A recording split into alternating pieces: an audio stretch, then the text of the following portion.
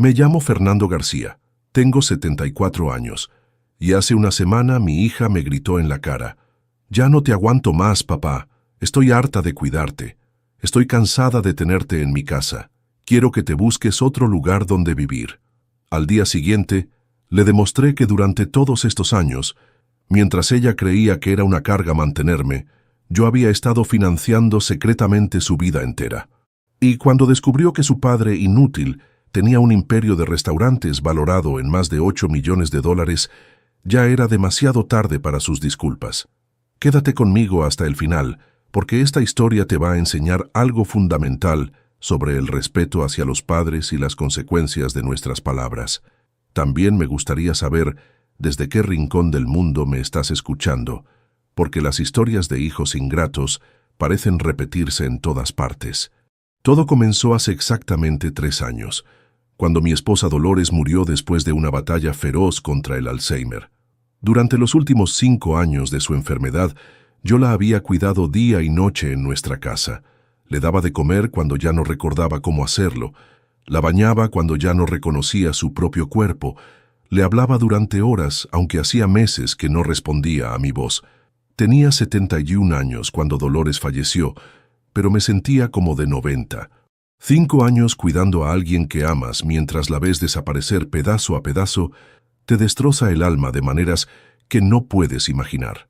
Cuando finalmente se fue, me quedé solo en esa casa enorme donde habíamos sido felices durante 45 años de matrimonio. Mi hija Mónica, que tiene 48 años, apareció 2 días después del funeral con una propuesta que en ese momento me pareció salvadora. «Papá», me dijo, «no podés quedarte solo en esta casa tan grande. Vení a vivir con nosotros. Tenemos espacio, los chicos te van a hacer compañía y yo voy a poder cuidarte mejor». Mónica estaba casada con Rodrigo, un contador que trabajaba para una empresa mediana, y tenían 2 hijos, Sebastián de 16 años y Camila de 13. Vivían en una casa de 3 dormitorios en un barrio clase media, una casa que yo sabía muy bien cómo habían conseguido, aunque ellos no lo sabían. En ese momento, acepté su invitación porque realmente no quería estar solo. La soledad después de 45 años de matrimonio es un abismo que te traga entero. Pensé que vivir con mi hija y mis nietos me iba a ayudar a sanar, me iba a dar una razón para seguir adelante. Vendí nuestra casa familiar, esa casa llena de recuerdos, donde Dolores y yo habíamos criado a Mónica, donde habíamos celebrado cada cumpleaños, cada Navidad, cada momento importante de nuestras vidas. El dinero de la venta lo deposité en una cuenta que nadie conocía, sumándolo al patrimonio que había estado construyendo en secreto durante décadas. Los primeros meses en casa de Mónica fueron tolerables. Me dieron el cuarto de huéspedes, un espacio pequeño pero cómodo donde puse mis pocas pertenencias. Mónica cocinaba para toda la familia, incluyéndome a mí, y yo trataba de ayudar con lo que podía. Llevaba a los chicos al colegio cuando Rodrigo tenía reuniones temprano. Ayudaba con las compras del supermercado, hacía pequeñas reparaciones en la casa, pero desde el principio noté cierta tensión en el aire. Pequeños comentarios, miradas, suspiros cuando creían que yo no me daba cuenta. «Rodrigo, acordate de comprar más comida ahora que papá come acá». «Ay no, la cuenta de luz vino más alta este mes. Los chicos no pueden hacer ruido después de las 9 porque el abuelo necesita dormir». Al principio pensé que era normal. Cualquier cambio en la dinámica familiar requiere adaptación. 3 personas que vivían solas de repente tenían que acostumbrarse a una 4ª persona, con sus rutinas, sus necesidades, sus manías de viejo. Yo trataba de ser lo menos molesto posible, de ocupar el menor espacio posible, de no interferir en sus vidas. Pero las cosas empezaron a empeorar cuando me di cuenta de que para Mónica, yo no era su padre viviendo temporalmente con ella. Era una responsabilidad permanente de la que no sabía cómo deshacerse. «Papá», me dijo un día cuando llevaba 6 meses viviendo con ellos, «creo que tenés que empezar a pensar en buscar actividades para hacer durante el día. No podés quedarte encerrado en casa todo el tiempo». «¿Qué tipo de actividades?» «No sé, algún club de jubilados, algún grupo de la iglesia, algo donde puedas conocer gente de tu edad». «Gente de mi edad». como si yo fuera un estorbo que necesitaba ser entretenido en otro lado para no molestar en su casa. Empecé a ir a un centro de jubilados que estaba a 10 cuadras de la casa. Jugaba cartas con otros viejos, participaba en actividades de manualidades, iba a charlas sobre salud y nutrición. No era terrible, pero tampoco era lo que realmente quería hacer con mi tiempo. Lo que realmente quería era pasar tiempo con mis nietos, conocerlos mejor, ser parte de sus vidas. Sebastián estaba en esa edad complicada de los 16, donde todo le molesta y apenas habla con los adultos. Camila era más comunicativa, me contaba cosas del colegio, me pedía ayuda con las tareas de matemáticas, me mostraba sus dibujos. Pero cada vez que trataba de acercarme más a mis nietos, Mónica aparecía con alguna objeción. «Papá, no le hagas todas las tareas a Camila. Tiene que aprender a hacerlas sola. Papá, Sebastián tiene que estudiar. No puede estar charlando con vos todo el tiempo. Papá, los chicos necesitan su espacio. No pueden estar siempre con el abuelo pegado, como si mi presencia fuera algo pegajoso de lo que había que despegarse. Como si querer pasar tiempo con mis propios nietos fuera una invasión a su privacidad. El primer año pasó entre esas tensiones constantes.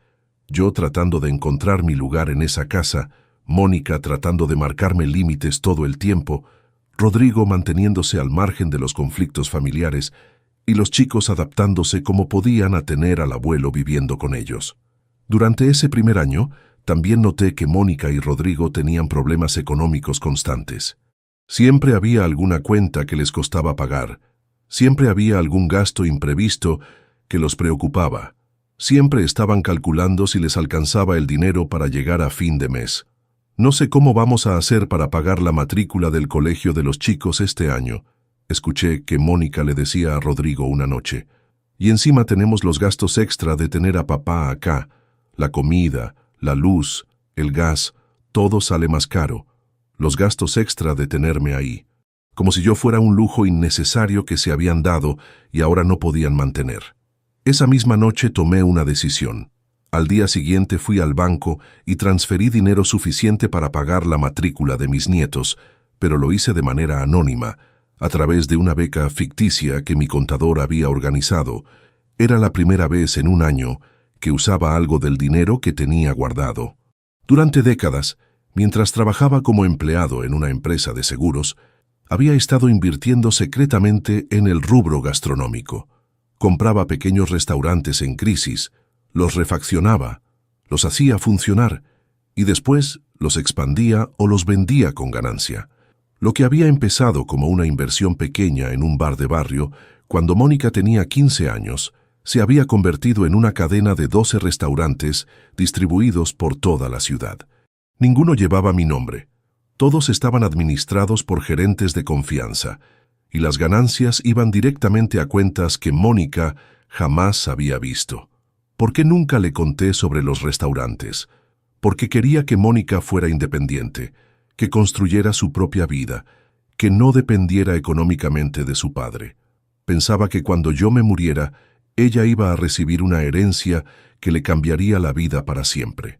Mientras tanto, la ayudaba en secreto cuando realmente lo necesitaba. Después de pagar la matrícula escolar anónimamente, empecé a ayudarlos de otras maneras discretas. Cuando se les rompió el lavarropas, encontré uno usado en muy buen estado que un conocido del centro de jubilados vendía barato. Cuando Rodrigo necesitaba arreglar el auto, gané dinero jugando a las cartas con los viejos y pude prestarle para la reparación. Mónica nunca sospechó nada. Para ella, yo seguía siendo el viejo pensionado que vivía de una jubilación modesta y que representaba un gasto extra en su presupuesto familiar. Durante el segundo año de convivencia, las tensiones se intensificaron. Mónica se volvió más impaciente conmigo, más crítica, más molesta por mi presencia constante en su casa. «Papá, ¿podés no usar la televisión del living durante el día? Los chicos quieren ver sus programas cuando vuelven del colegio. Papá, trata de no hablar por teléfono después de las 10, porque se escucha todo en el pasillo. Papá, ¿podés avisarme cuando invites a algún amigo del centro? Es mi casa y necesito saber quién viene». Es mi casa. Esa frase me dolía cada vez que la escuchaba. No era nuestra casa o la casa de la familia, era su casa, donde yo era un huésped que se había quedado demasiado tiempo. Las críticas se extendieron a todo lo que yo hacía. Si cocinaba algo para colaborar, estaba usando ingredientes que ella había comprado para otra cosa. Si limpiaba el patio, no lo hacía de la manera correcta. Si ayudaba a Camila con las tareas, le estaba enseñando métodos obsoletos que la confundían. «Papá», me dijo un día después de que yo le explicara a Camila cómo resolver un problema de matemáticas, «ahora los chicos aprenden diferente en el colegio. No podés enseñarles con métodos de hace 50 años. Métodos de hace 50 años. Como si mi experiencia, mi conocimiento, mi capacidad de enseñar no tuvieran ningún valor porque eran antiguos. Durante ese segundo año, mis nietos empezaron a tratarme diferente también. Sebastián, que ya tenía 17 años, prácticamente no me dirigía la palabra. Cuando yo trataba de iniciar conversaciones con él, me respondía con monosílabos y se iba a su cuarto lo más rápido posible. Camila, que ahora tenía 14 años, seguía siendo cariñosa conmigo, pero noté que cuando estaba Mónica presente, me trataba con más frialdad. Era como si hubiera aprendido que mostrar afecto hacia el abuelo molestaba a mamá. Un día escuché una conversación entre Mónica y una amiga que vino a visitarla. «No aguanto más tener a papá viviendo acá», le decía. «Es como tener un niño grande que necesita atención constante. No puedo hacer nada sin que él quiera participar. No puedo tener una conversación privada porque siempre está ahí escuchando. ¿Y no podés mandarlo a un geriátrico?», le preguntó la amiga. «He pensado en eso, pero papá todavía está muy lúcido, muy independiente. No tengo una excusa válida para internarlo. Además sale una fortuna. Un geriátrico. Mi propia hija estaba considerando mandarme a un geriátrico porque yo era una molestia en su vida cotidiana. No porque estuviera enfermo, no porque necesitara cuidados especiales, sino porque mi presencia la incomodaba. Esa noche no pude dormir. Me quedé despierto en mi cuarto pequeño, escuchando los ruidos de la casa, pensando en lo que había escuchado. ¿Realmente era tan terrible vivir conmigo? ¿Era tan pesada mi presencia que mi propia hija fantaseaba con internarme en un geriátrico? Al día siguiente, traté de hablar con Mónica sobre lo que había escuchado. «Hija», le dije, «sentí sin querer tu conversación con tu amiga ayer. ¿Realmente te molesta tanto que viva acá?» Mónica se puso incómoda, se sonrojó, empezó a tartamudear. «No, papá, no es que me moleste, es que, bueno, es complicado tener tanta gente viviendo en una casa chica. Si el problema es el espacio, puedo buscar un apartamento pequeño para mí solo. No tiene por qué ser un geriátrico. Papá, vos no podés vivir solo. ¿Qué pasa si te sentís mal en la madrugada? ¿Qué pasa si te caes y no hay nadie para ayudarte?» Era una paradoja cruel. No podía vivir solo porque era peligroso, pero tampoco podía vivir con ella porque era molesto. Estaba atrapado en una situación donde cualquier opción que eligiera iba a ser problemática para alguien. Durante los meses siguientes, la situación se deterioró aún más. Mónica empezó a hacerme comentarios cada vez más hirientes, siempre disfrazados de preocupación por mi bienestar. «Papá, estás comiendo mucho dulce últimamente. A tu edad tenés que cuidarte más. Papá, ¿no te parece que estás durmiendo demasiadas horas? No es saludable dormir tanto durante el día. Papá, ese pantalón ya no te queda bien. Deberías renovar un poco tu guardarropa». Cada comentario era como una pequeña puñalada. No era que me importara especialmente lo que comía o cómo me vestía, sino que cada observación me recordaba que yo estaba siendo observado constantemente, juzgado constantemente, encontrado deficiente constantemente. También empezó a limitar mis actividades de maneras cada vez más restrictivas. «Papá, no vayas al centro de jubilados los días de lluvia. Te podés resfriar. Papá, no cargues las bolsas del supermercado. Te podés lastimar la espalda. Papá, no uses la escalera para cambiar lamparitas. Es muy peligroso». Me estaba convirtiendo en un inválido por decreto. No porque realmente fuera incapaz de hacer esas cosas, sino porque Mónica había decidido que era más fácil restringir mis actividades que preocuparse por las consecuencias de que yo las hiciera. Hace 6 meses, las cosas llegaron a un punto crítico cuando Camila cumplió 15 años. Yo quería organizar una fiesta linda para mi nieta, contribuir con algo especial para su cumpleaños. Había estado ahorrando de mi jubilación durante meses para poder comprarle un regalo importante. Mónica, le dije 2 semanas antes del cumpleaños, quiero colaborar con la fiesta de Camila. Puedo pagar la torta o la decoración o contratar algún entretenimiento. No hace falta, papá. Ya tenemos todo organizado. Pero quiero aportar algo. Es mi nieta. Quiero que tenga una fiesta linda. Papá, vos ya haces suficiente viviendo acá. No necesitas gastar tu dinero en la fiesta. Vos ya haces suficiente viviendo acá, como si mi existencia en esa casa fuera mi contribución a la fiesta de mi propia nieta. Insistí tanto que finalmente Mónica accedió a que yo pagara las bebidas. Compré gaseosas, jugos, agua, cerveza para los adultos que iban a venir. Gasté gran parte de mis ahorros de jubilado, pero valía la pena ver la sonrisa de Camila. El día de la fiesta, todo salió perfecto. Camila estaba radiante. Sus amigas se divirtieron, la familia pasó un rato agradable, pero al final de la noche, cuando se fueron todos los invitados, Mónica me dijo algo que me partió el corazón. Papá, te agradezco que hayas pagado las bebidas, pero la próxima vez consultame antes de gastar dinero en cosas para esta casa. Necesito saber en qué se gasta cada peso que entra acá. Consultar antes de gastar dinero en mi propia nieta. Como si yo fuera un menor de edad que necesitaba permiso para usar su propio dinero. Como si mis decisiones económicas fueran tema de supervisión familiar. Hace 3 meses, la convivencia se volvió directamente insoportable.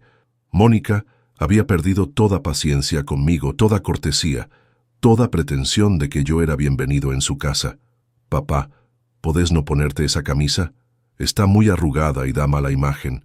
Papá, cuando vengan mis amigas a tomar el té, quédate en tu cuarto. Queremos charlar tranquilas. Papá, ¿podés no opinar sobre lo que está pasando en las noticias? A veces decís cosas que son incorrectas. Quedarme en mi cuarto cuando venían visitas. No opinar sobre las noticias. No usar la ropa que a ella no le gustaba. Era como si hubiera dejado de ser una persona con derechos para convertirme en una mascota molesta que había que mantener escondida. Los roces con mis nietos también empeoraron. Sebastián, que ahora tenía 18 años, me hablaba con el mismo tono condescendiente que usaba su madre. Abuelo, esa información que me diste sobre la universidad está desactualizada. Ahora las cosas funcionan diferente. Camila seguía siendo cariñosa, pero había empezado a corregirme también. Abuelo, no se dice así, se dice de esta otra manera. Abuelo, ese chiste ya no se puede contar. Es ofensivo. Me sentía como un extraño en mi propia familia, como alguien que hablaba un idioma diferente, que vivía en una época diferente, que no entendía las reglas del mundo moderno.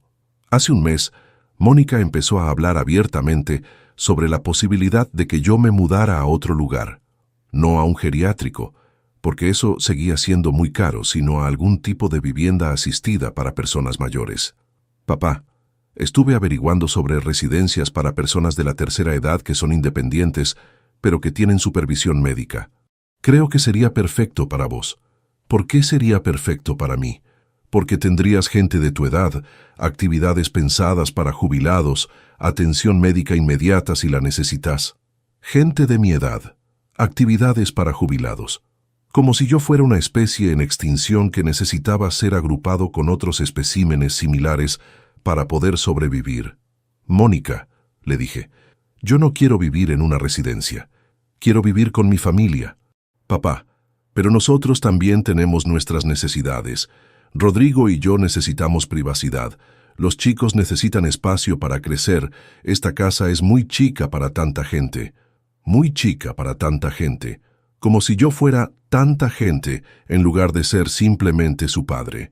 Hace 2 semanas la situación explotó de la manera más dolorosa posible. Yo estaba ayudando a Camila con un proyecto escolar sobre historia argentina. Le estaba contando sobre cómo eran las cosas cuando yo era joven, cómo había vivido ciertos eventos históricos que ella estaba estudiando. Mónica llegó del trabajo y nos encontró sentados en la mesa del comedor, rodeados de libros y papers, conversando animadamente sobre la década del 70. ¿Qué están haciendo?, preguntó con un tono que ya presagiaba problemas. Estoy ayudando a Camila con su proyecto de historia, le respondí. Le estoy contando cómo era vivir en esa época. Papá, no puedes estar inventándole historias a Camila para su tarea escolar. Ella necesita información real, no tus recuerdos confusos. Mis recuerdos confusos. Como si mi experiencia de vida fuera una colección de datos incorrectos en lugar de ser historia vivida, experiencia real, conocimiento de primera mano. Mamá, intervino Camila, el abuelo no me está inventando nada, me está contando cosas que vivió de verdad. Camila, los recuerdos de las personas mayores no siempre son confiables. Es mejor que uses fuentes oficiales para tu proyecto. Fuentes oficiales. Mi propia experiencia de vida había sido descalificada como fuente no confiable para un proyecto escolar de mi propia nieta. Esa noche, después de cenar, traté de hablar con Mónica sobre el incidente. Hija, me dolió mucho lo que dijiste esta tarde. Mis recuerdos no están confusos. Yo viví esos acontecimientos históricos. Papá, no es personal. Es que a veces las personas de tu edad recuerdan las cosas de manera diferente a como realmente pasaron. ¿Me estás diciendo que tengo problemas de memoria? No estoy diciendo eso. Estoy diciendo que preferible que Camila use fuentes más objetivas para sus tareas. Más objetivas que el testimonio de alguien que había estado ahí. Más confiables que la experiencia de su propio abuelo. Al día siguiente, Mónica me informó que había encontrado una residencia que podría ser adecuada para mí. Papá, fui a conocer un lugar que se llama Residencia Los Álamos. Está muy bien, tienen actividades, comida casera, atención las 24 horas. Creo que te va a gustar. ¿Y si a mí no me gusta la idea de irme de acá? Papá, tenés que ser realista. Esta situación no puede seguir así para siempre. Vos necesitas un lugar donde te sientas cómodo, y nosotros necesitamos recuperar nuestra dinámica familiar. Recuperar su dinámica familiar. Como si yo fuera un virus que había infectado su familia y del que necesitaban curarse. La semana pasada, las cosas llegaron al punto de no retorno. Yo estaba viendo televisión en el living cuando llegó una amiga de Mónica a visitarla. Me saludó cortésmente y se sentó a tomar café con mi hija. Yo bajé el volumen del televisor para no molestar su conversación, pero seguí viendo mi programa. Después de 10 minutos, Mónica me dijo, «Papá, ¿podés ir a tu cuarto? Necesito hablar en privado con Marta». «Pero yo estaba acá primero», le respondí. «Estoy viendo mi programa». «Papá, no seas infantil, anda a tu cuarto o al patio, pero necesito privacidad». Me levanté y me fui al patio, humillado, sintiéndome como un niño castigado. Desde el patio podía escuchar perfectamente su conversación. Mónica le estaba contando a su amiga todos mis defectos, todas las maneras en que yo complicaba su vida. «Es agotador tenerlo acá todo el tiempo», le decía. «No puedo tener una conversación privada porque siempre está presente. No puedo relajarme en mi propia casa porque tengo que estar pendiente de él constantemente». «Está muy lúcido todavía para mandarlo a un geriátrico», le respondió la amiga. «Pero debe haber alguna residencia de jubilados independientes». «Ya estoy averiguando, pero él se resiste. No quiere aceptar que esta situación no funciona». Esta situación no funciona. Como si yo fuera una situación en lugar de ser su padre. Cuando la amiga se fue, volví al living. Mónica estaba recogiendo las tazas de café. «¿Escuchaste la conversación?», me preguntó sin mirarme. «Escuché parte». «Bueno, entonces ya sabes lo que pienso. Esta convivencia no está funcionando». «¿Y qué querés que haga, Mónica? ¿Querés que desaparezca? ¿Querés que me muera para no molestarte más?» «No seas dramático, papá. Quiero que aceptes la realidad. Vos necesitas un lugar apropiado para tu edad, y nosotros necesitamos nuestro espacio. Un lugar apropiado para mi edad. Como si tener 74 años me convirtiera automáticamente en alguien que no podía vivir con su familia». Esa conversación me mantuvo despierto toda la noche. Al día siguiente decidí que iba a hacer un último intento de aclarar las cosas con Mónica. Esperé a que Rodrigo se fuera al trabajo y los chicos al colegio para hablar con ella a solas. «Mónica», le dije, «quiero entender exactamente cuál es el problema de que yo viva acá. ¿Es el dinero? ¿Es el espacio? ¿Es mi comportamiento? Decime qué tengo que cambiar para que esto funcione». «Papá, no es algo que puedas cambiar. Es que ya no puedo más. Necesito mi espacio, necesito mi privacidad, necesito que mi casa vuelva a ser mi casa. ¿Yo no tengo derecho a vivir con mi familia? Tenés derecho a vivir dignamente, y creo que en una residencia vas a estar mejor que acá. Vos decidís lo que es mejor para mí. Papá, soy tu única hija. Si yo no me ocupo de tu bienestar, ¿quién se va a ocupar? Tu bienestar. Como si echarme de su casa fuera una forma de cuidar mi bienestar. La conversación siguió escalando hasta que finalmente Mónica explotó y me dijo las palabras que jamás voy a olvidar. Ya no te aguanto más, papá. Estoy harta de cuidarte, estoy cansada de tenerte en mi casa. Quiero que te busques otro lugar donde vivir. Ya no me aguantaba más. Estaba harta de cuidarme. Estaba cansada de tenerme en su casa. Esas palabras me atravesaron como balas. No solo por lo que decían, sino por la manera en que las dijo. Con rabia, con fastidio, como si yo fuera el peor problema de su vida. Me quedé callado durante mucho tiempo, mirándola, tratando de entender cómo la nena que yo había criado con tanto amor se había convertido en esta mujer que me hablaba como si yo fuera su enemigo. Está bien, Mónica, le dije finalmente. Mañana me voy. ¿Te vas a dónde? Me voy de tu casa. Ya que estás harta de tenerme acá, mañana me busco otro lugar donde vivir. Esa noche llamé a mi contador, el licenciado Mendoza, que había manejado mis negocios durante años. Licenciado, necesito que mañana muy temprano prepare algunos papeles para mostrárselos a mi hija. Es hora de que sepa quién soy realmente. ¿Está seguro, don Fernando? Una vez que sepa la verdad, no hay vuelta atrás. Estoy seguro. Mónica decidió que ya no me aguanta más. Es hora de que aprenda exactamente a quién decidió no aguantar. Al día siguiente, mientras Mónica desayunaba antes de irse al trabajo, puse sobre la mesa del comedor una carpeta llena de documentos. ¿Qué es esto, papá? Abríla y vas a entender. Mónica abrió la carpeta y encontró los títulos de propiedad de los 12 restaurantes que yo tenía en la ciudad. Encontró los estados de cuenta bancarios que mostraban mis inversiones. Encontró las escrituras de propiedades inmobiliarias que había comprado durante años. Encontró la documentación que probaba que su padre, inútil, tenía un patrimonio de más de $8 millones. Se quedó pálida, mirando los papeles como si fueran documentos en un idioma extranjero. Papá, ¿qué es todo esto? Es lo que construí durante 30 años, mientras vos creías que era un empleado de seguros sin futuro. ¿Sos dueño de todos estos restaurantes? Sí, Mónica. El viejo inútil que ya no aguantás más es dueño de 12 restaurantes en la ciudad. El pensionado que te molesta tener en tu casa maneja un imperio gastronómico que vale una fortuna. ¿Por qué nunca me contaste? Porque quería que fueras independiente. Porque quería dejarte una herencia sorpresa cuando me muriera. Porque pensé que mi hija me iba a amar por lo que era, no por lo que tenía. Mónica siguió hojeando los papeles, descubriendo transacción tras transacción que demostraban mi verdadera situación económica. Encontró las donaciones anónimas que había hecho durante estos 3 años, la matrícula de sus hijos, las becas escolares, los préstamos que nunca había tenido que devolver, los regalos que habían aparecido mágicamente cuando más los necesitaban. «Papá», me dijo con voz temblorosa, «¿fuiste vos el que pagó la matrícula de Sebastián y Camila todos estos años?» «Sí, Mónica. El viejo molesto que querés echar de tu casa pagó la educación de tus hijos durante los últimos 3 años. ¿Y el arreglo del auto de Rodrigo? También yo. ¿Y el lavarropas nuevo? También. ¿Y la beca universitaria que ganó Sebastián? No ganó ninguna beca, Mónica. Su abuelo le pagó el primer año de universidad». Se tapó la cara con las manos y empezó a llorar. «Papá, yo no sabía, yo no tenía idea».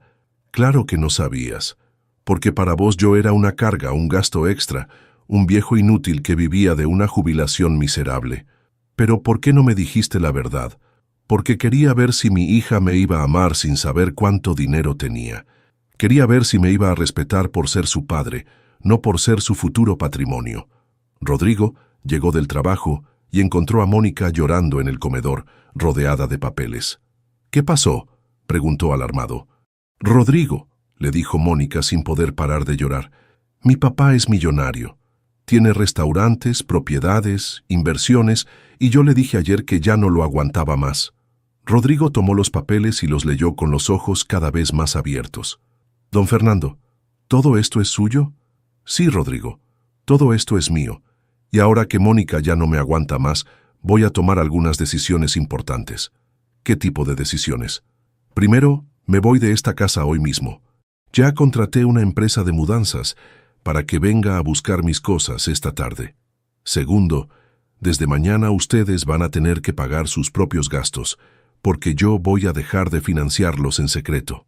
«Papá, por favor, no te vayas así», me suplicó Mónica. «Podemos hablar, podemos arreglar esto». «¿Arreglar qué, Mónica? ¿Mi actitud molesta? ¿Mi presencia insoportable? ¿Mi existencia que ya no aguantas más?» «Papá, yo estaba enojada. Dije cosas que no pensaba». «No, Mónica. Dijiste exactamente lo que pensabas. Dijiste lo que sentías después de 3 años de convivencia. No te estabas enojando por un momento, me estabas echando para siempre». Esa tarde llegó el camión de mudanzas. Empaqué mis pocas pertenencias, ropa, fotos, algunos libros, los recuerdos que había traído de la casa que compartí con Dolores. No era mucho. En 3 años de vivir ahí, nunca había logrado sentir que esa casa fuera mi hogar. Mónica me siguió por toda la casa mientras yo supervisaba la mudanza. «Papá, decime a dónde te vas a ir. No podés desaparecer así». «Me voy a ir a un hotel mientras busco un departamento apropiado para mi edad», le respondí usando sus propias palabras. «¿Y después, vas a seguir enojado conmigo para siempre?» «No estoy enojado, Mónica. Estoy decepcionado. Hay una diferencia muy grande». Sebastián y Camila llegaron del colegio y se encontraron con el camión de mudanzas en la puerta. «¿Qué está pasando?», preguntó Camila. «El abuelo se va a vivir a otro lado», le dijo Mónica. «¿Por qué?», preguntó Sebastián. «Porque su madre ya no me aguanta más», les respondí directamente. «Porque decidió que soy una carga muy pesada para esta familia». «Papá, no les digas eso a los chicos», me pidió Mónica. «¿Por qué no? ¿No es la verdad?». Camila se puso a llorar. «Abuelo, ¿yo hice algo malo? ¿Por eso te vas?». «No, mi amor, vos no hiciste nada malo. Los adultos a veces tomamos decisiones que lastiman a los que amamos». Le di un beso en la frente y le prometí que la iba a seguir viendo, aunque ya no viviera en su casa. Sebastián se quedó callado, pero noté que estaba procesando información. Era lo suficientemente grande como para entender que algo muy serio había pasado entre su mamá y su abuelo. Cuando el camión terminó de cargar mis cosas, me despedí de cada uno. A Rodrigo le di la mano y le agradecí por haberme tolerado en su casa durante 3 años. A Sebastián le dije que estaba orgulloso del joven en que se había convertido. A Camila la abracé fuerte y le prometí que íbamos a seguir siendo abuelo y nieta sin importar dónde viviera. A Mónica no le dije nada. Solo la miré durante unos segundos, tratando de memorizar su cara, y después me subí al auto que había llamado para que me llevara al hotel. Durante las primeras semanas en el hotel, Mónica me llamaba todos los días. Al principio para disculparse, después para suplicarme que volviera, finalmente para tratar de negociar algún tipo de reconciliación. «Papá, entiendo que estés enojado, pero no podés castigarme para siempre por algo que dije en un momento de enojo». «Mónica, no te estoy castigando. Te estoy dando exactamente lo que me pediste, un padre que ya no moleste tu vida. Pero ahora sé que tenés dinero, que podías ayudarnos, que fuiste generoso con nosotros durante años. ¿Y eso cambia algo? ¿El hecho de que tenga dinero hace que de repente me aguantes más? No es por el dinero, papá». «¿No? ¿Estás segura? Porque durante 3 años me consideraste una carga, y ahora que sabes que soy millonario de repente, ¿querés que vuelva?». Las llamadas se volvieron más desesperadas cuando Mónica se dio cuenta de las consecuencias económicas de mi partida. El dinero que había estado llegando misteriosamente para cubrir gastos extras había desaparecido. Las becas escolares de los chicos habían sido canceladas. Los préstamos que nunca tenían que devolver ya no estaban disponibles. «Papá, Sebastián no va a poder seguir en la universidad si no pagamos la matrícula del 2.º año». «¿Y qué pensás hacer?». «No sé, papá. No tenemos el dinero». «Bueno, vas a tener que conseguirlo de la misma manera que conseguías todo antes de que yo llegara a tu casa». «Pero papá, vos podés ayudarnos. Sabemos que tenés los medios». «Tengo los medios, pero no tengo la obligación. Durante 3 años me hiciste sentir como una carga por vivir en tu casa. No voy a seguir financiando la vida de alguien que no me soporta. Hace un mes, Mónica dejó de llamarme todos los días. Las llamadas se redujeron a una vez por semana, después a una vez cada 2 semanas. El tono cambió también. Ya no eran súplicas desesperadas, sino conversaciones más calculadas. «Papá, ¿cómo estás? ¿Te gusta el departamento nuevo?» «Estoy muy bien, Mónica. El departamento es perfecto para mi edad. ¿No te sentís solo?» «No más solo de lo que me sentía en tu casa. Encontré un departamento hermoso, en un edificio con seguridad las 24 horas, cerca de uno de mis restaurantes principales. 2 dormitorios, living amplio, cocina moderna, terraza con vista a la ciudad, todo lo que necesitaba para vivir cómodamente mis últimos años. También contraté a una empleada doméstica que viene 3 veces por semana a limpiar y cocinar. Una señora muy amable que me trata con respeto, que valora su trabajo, que nunca me hace sentir como una molestia. Por primera vez en 3 años, puedo ver televisión sin que nadie me diga que baje el volumen. Puedo invitar amigos sin pedir permiso. Puedo comer lo que quiero, cuando quiero, sin escuchar comentarios sobre mi dieta. Puedo usar la ropa que me gusta sin que nadie me critique por estar arrugado. La soledad que Mónica predijo que iba a sufrir no llegó nunca. En cambio, encontré una paz que no había tenido desde que Dolores murió. Una paz que no había podido encontrar mientras vivía en una casa donde constantemente me recordaban que era una carga. Hace 2 semanas, Camila vino a visitarme al departamento. Mónica la trajo, pero no subió. Me esperó en el auto mientras mi nieta conocía mi nuevo hogar. «Abuelo, este departamento es hermoso», me dijo Camila. «Es mucho más lindo que tu cuarto en casa». «Sí, mi amor, acá tengo más espacio, más comodidades». «¿Y no extrañas vivir con nosotros?» «Extraño a ustedes, los chicos. No extraño sentirme como una molestia todos los días». Camila se quedó callada durante un rato. Después me preguntó, «¿Mamá realmente te dijo que ya no te aguantaba más?» «Sí, mi amor, me dijo eso». «¿Y por eso te fuiste?» «Me fui porque entendí que yo era un problema en sus vidas, no una alegría. Y a mi edad, prefiero vivir solo y ser extrañado que vivir acompañado y ser tolerado». Camila me abrazó fuerte. «Yo sí te extraño, abuelo. La casa está más triste sin vos. Yo también te extraño, mi cielo.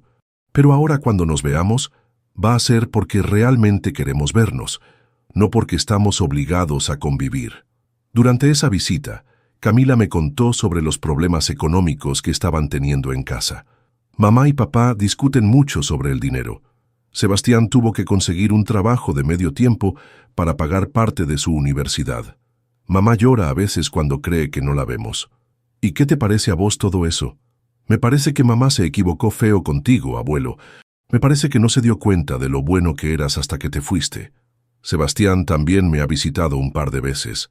Sin avisarle a Mónica, viene directamente desde la universidad. Las conversaciones con él son diferentes, más maduras, más directas. «Abuelo», me dijo en su última visita, «yo entiendo por qué te fuiste. Mamá te trató mal durante mucho tiempo. Vos te dabas cuenta». «Claro que me daba cuenta. Todos nos dábamos cuenta. Pero como vos no decías nada, pensábamos que estabas bien con la situación. ¿Y ahora qué pensás?» «Pienso que mamá se creyó su propio cuento de que te estaba haciendo un favor al dejarte vivir en casa. No se dio cuenta de que vos le estabas haciendo un favor a ella». Sebastián tiene 18 años, pero habla con una madurez que me sorprende. «Abuelo, ¿es verdad que pagaste mi universidad?» «Sí, Sebastián, es verdad». «¿Ah, por qué?» «Porque sos mi nieto y quería que tuvieras las mejores oportunidades de estudio». «¿Y ahora que mamá se portó mal con vos, no vas a seguir ayudándome?» «Sebastián, yo te voy a ayudar a vos directamente si necesitas ayuda, pero no voy a seguir financiando en secreto a una familia que me consideraba una carga». ¿Qué significa eso? Significa que si vos necesitas dinero para terminar tu carrera, podés pedírmelo directamente. Pero tu mamá va a tener que aprender a manejar sus finanzas sin contar con mi ayuda secreta. Durante estos meses de independencia, también he empezado a disfrutar más de mis restaurantes. Antes, cuando vivía con Mónica, tenía que inventar excusas para visitar mis negocios. Ahora puedo ir cuando quiero, pasar tiempo con mis empleados, supervisar las operaciones, hacer los cambios que considero necesarios. Mis gerentes se sorprendieron cuando empecé a aparecer más seguido. Don Fernando, todo está bien. Hace años que no lo veíamos tan seguido por acá.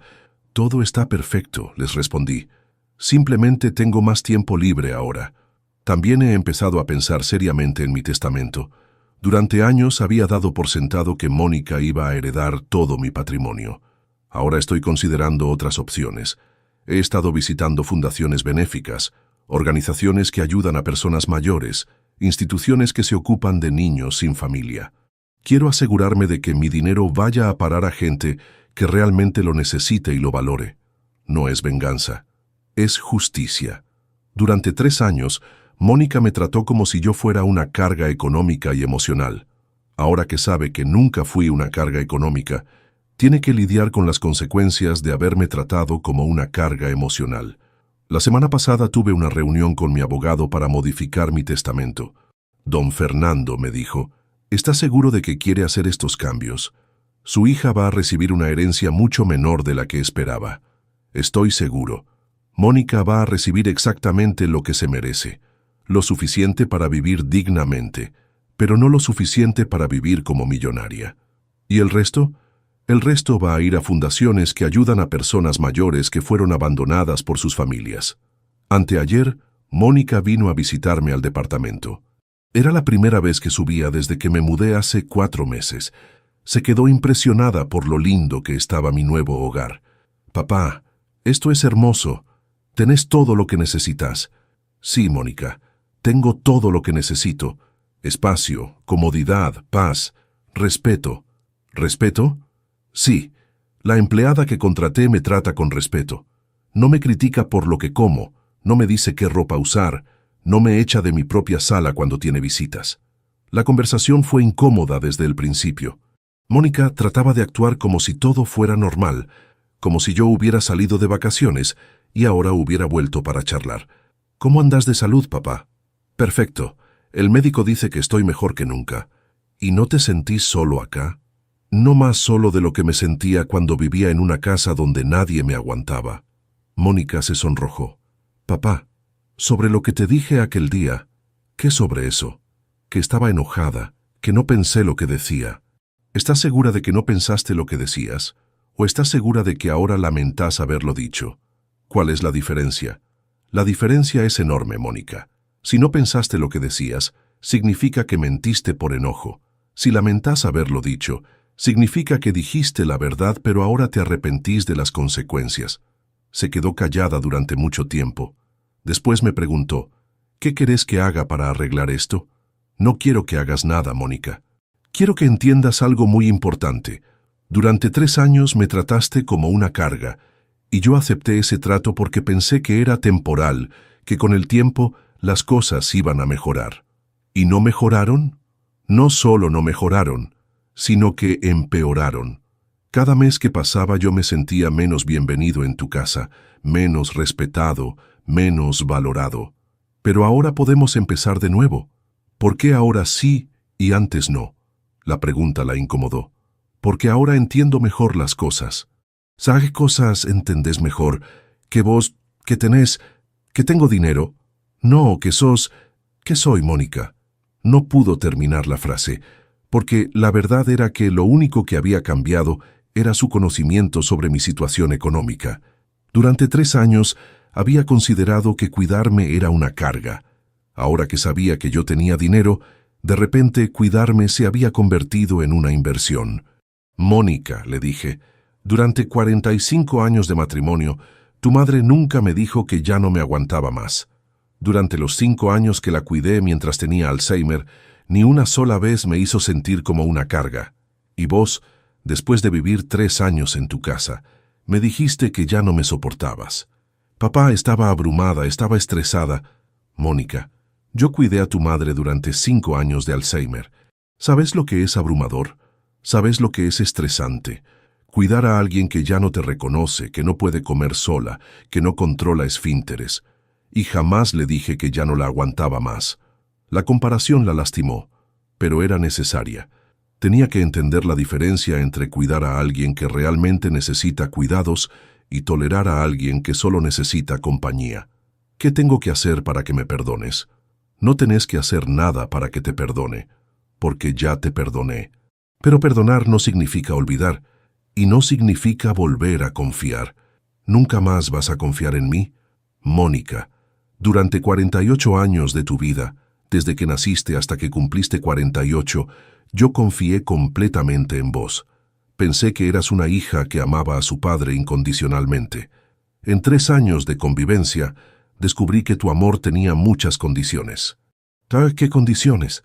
Que yo no molestara, que no ocupara espacio, que no tuviera opiniones, que no necesitara atención, que no fuera visible cuando tenías visitas.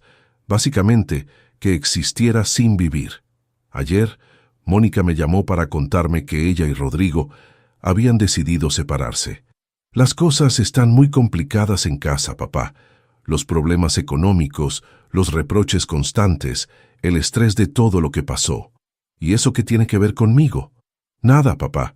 Te llamaba para contarte porque sos mi familia. Ahora soy tu familia. Hace unos meses era una carga que ya no aguantabas. Papá, nunca me vas a dejar olvidar lo que te dije.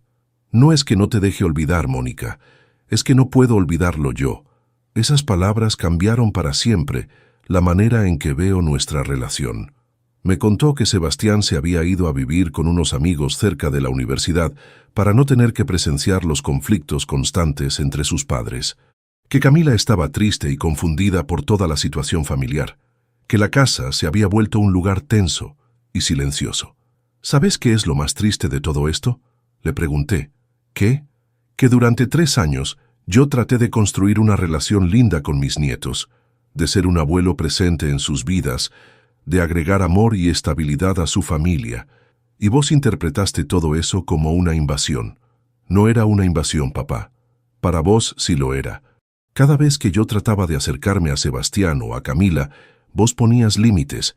Cada vez que yo quería participar en algo familiar, vos encontrabas razones para que no participara. Estaba protegiendo mi rol de madre. No, Mónica. Estabas protegiendo tu territorio. Hay una diferencia muy grande. Esta mañana me levanté temprano y fui a desayunar a uno de mis restaurantes. Es algo que hago seguido ahora, sentarme en una mesa como un cliente más y observar cómo funciona el negocio que construí durante décadas. El gerente se acercó a saludarme. Don Fernando, ¿cómo está? Hace tiempo que no lo veíamos por acá. Estoy muy bien, Miguel, mejor que nunca, diría yo. Se lo ve más relajado últimamente. Es que encontré mi lugar en el mundo, Miguel. Y resulta que no era donde yo pensaba. Durante el desayuno pensé en todo lo que había pasado en estos meses.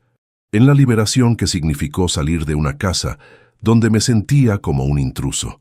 En la paz que encontré viviendo solo después de años de sentirme juzgado constantemente. En la claridad que tuve sobre las prioridades reales de mi vida. También pensé en Mónica, en cómo el descubrimiento de mi patrimonio había cambiado completamente su actitud hacia mí, en cómo sus llamadas ahora siempre incluían referencias sutiles a los problemas económicos que estaba enfrentando, en cómo me trataba con una cortesía nueva que no había tenido durante los 3 años de convivencia. Pero sobre todo pensé en mis nietos, en Sebastián, que había tenido que conseguir un trabajo para pagar su universidad porque su abuelo ya no estaba financiando en secreto su educación, en Camila, que estaba presenciando la desintegración de su familia y probablemente no entendía por qué su abuelo ya no vivía con ellos. Esta tarde voy a llamar a Sebastián para invitarlo a almorzar el fin de semana. Quiero asegurarme de que entienda que mi conflicto es con su madre, no con él. Quiero que sepa que va a poder contar conmigo directamente si necesita ayuda para terminar sus estudios. También voy a llamar a Camila para invitarla a pasar una tarde conmigo. Quiero enseñarle a cocinar algunas recetas que le gustaban a su abuela Dolores. Quiero que sepa que puede visitarme cuando quiera, que mi departamento está siempre abierto para ella. Con Mónica, las cosas van a ser diferentes. No porque yo sea rencoroso, sino porque hay cosas que cambian para siempre una relación. Cuando alguien te dice que ya no te aguanta más, cuando alguien te hace sentir como una carga durante años, cuando alguien te echa de su casa por ser molesto, algo se rompe que no se puede reparar completamente. Voy a seguir siendo su padre. Voy a seguir amándola, voy a seguir estando disponible si realmente me necesita. Pero ya no voy a ser el padre que se sacrifica en silencio, que acepta maltratos por amor, que financia en secreto la vida de gente que no lo valora. A los 74 años, aprendí algo fundamental. Es mejor vivir solo y ser respetado que vivir acompañado y ser tolerado. Es mejor tener pocos vínculos genuinos que muchos vínculos condicionados. Es mejor ser extrañado que ser aguantado. Mi hija me dijo que ya no me aguantaba más, y yo le demostré que la persona que no aguantaba era alguien que valía $8 millones. Alguien que había estado financiando su vida durante años.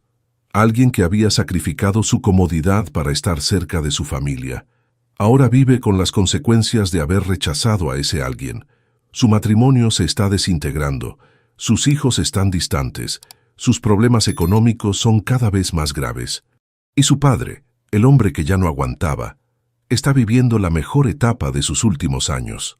A vos que me escuchaste hasta acá, que me acompañaste en esta historia de ingratitud y consecuencias, quiero dejarte una reflexión muy importante. Si tenés padres mayores, si tenés abuelos, si tenés familiares que necesitan compañía, trátalos con el respeto que se merecen. No sabes cuánto valen realmente hasta que los perdés. No cometas el error que cometió Mónica de creer que cuidar a un familiar mayor es una carga. Es un privilegio. Es una oportunidad de devolver algo del amor que recibiste durante tu infancia. Es una manera de demostrar que sos una persona agradecida y bondadosa. Y si sos una persona mayor que está siendo maltratada por su familia, recordá que nunca es demasiado tarde para poner límites. Nunca es demasiado tarde para exigir respeto. Nunca es demasiado tarde para demostrar tu valor. Yo tenía 74 años cuando decidí que ya no iba a aguantar el maltrato, que ya no iba a aceptar ser tratado como una carga, que ya no iba a financiar en secreto la vida de gente que no me respetaba. ¿Vos qué harías en mi lugar? ¿Volverías con una familia que te trató mal solo porque ahora saben que tenés dinero? ¿O mantendrías tu dignidad aunque eso signifique vivir solo? Contame desde qué ciudad me estás escuchando y contame si esta historia te hizo reflexionar sobre cómo tratás a las personas mayores de tu familia. Porque al final de todo, lo único que realmente importa no es cuántos años vivimos, sino cómo vivimos esos años. Y yo elegí vivir mis últimos años con dignidad, con respeto, con paz, aunque eso signifique vivir lejos de una hija que ya no me aguantaba más.